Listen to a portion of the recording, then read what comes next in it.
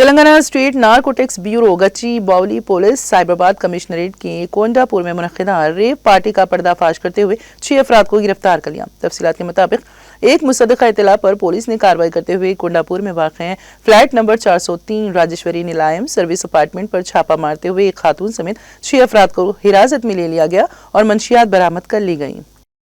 Rajeshwari Nilayam service apartment red करे हैं eagle team और गच्चीबौली पुलिस टीम। उसमें 6 लोगों को पकड़े हुए हैं। तो 6 लोगों के साथ 20 grams of cocaine, 20 gram ecstasy pill और 3 ग्राम का MDMA सीज किए हुए हैं। ये लोग पहले से भी ऐसे जो रेव पार्टी किए चुके हैं।